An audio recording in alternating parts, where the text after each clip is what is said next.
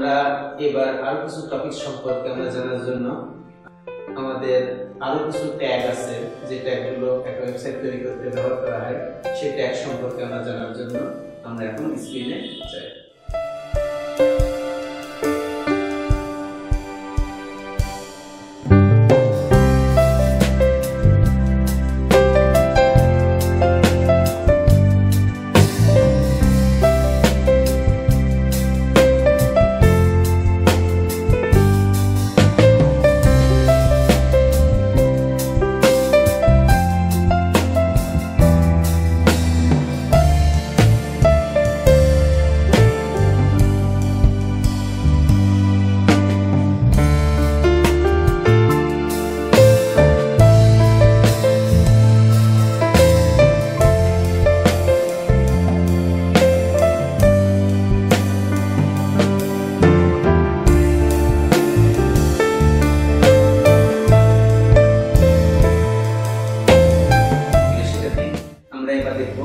Image ট্যাগের ব্যবহার খুব গুরুত্বপূর্ণ, ইম্পর্টেন্ট।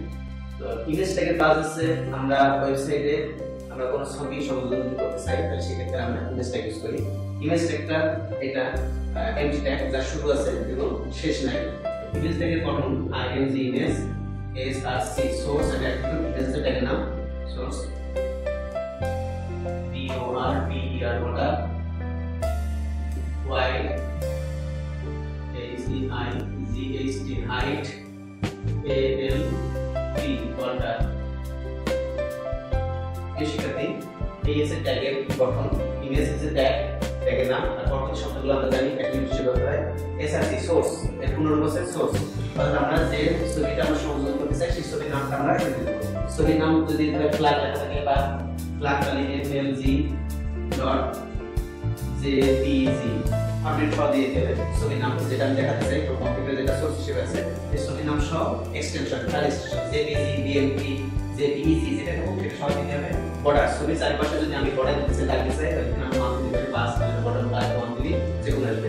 ওয়াইড যদি আমার ছবির সাইজটা ওয়াইডটা আমি যত ইঞ্চি করতে চাই সেটা দিয়ে আমি দিতে পারি 10 দিই, 10 ইঞ্চি ওয়াইড চড়া হবে। যদি উচ্চতা যদি আমি 100 দিতে চাই বা 50 সেটা পোস্টে দিয়ে ব্যবহার যদি চাই তাহলে সেক্ষেত্রে হাইটের ক্ষেত্রে আমরা সেই মান দিয়ে দিতে পারি তত ইঞ্চি সে উচ্চ শিক্ষার্থী। এখানে আমার ইমেজ ট্যাগের যে পরের শব্দগুলো আছে এগুলোকে আমরা বলি অ্যাট্রিবিউট। তার ভিতরে লাস্টে যে অ্যাট্রিবিউট আছে ALT অর্থাৎ অল্টারনেট।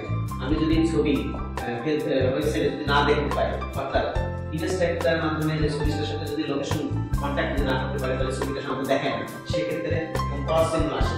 কিন্তু আমি চাই ক্রস চিহ্ন আসবে না, ছবি যদি না দেখা যায় তাহলে অন্তত ছবির নামটা শো করবে, তাহলে সেক্ষেত্রে ALT অল্টারনেট এই অ্যাট্রিবিউট আমরা ইউজ করতে পারি।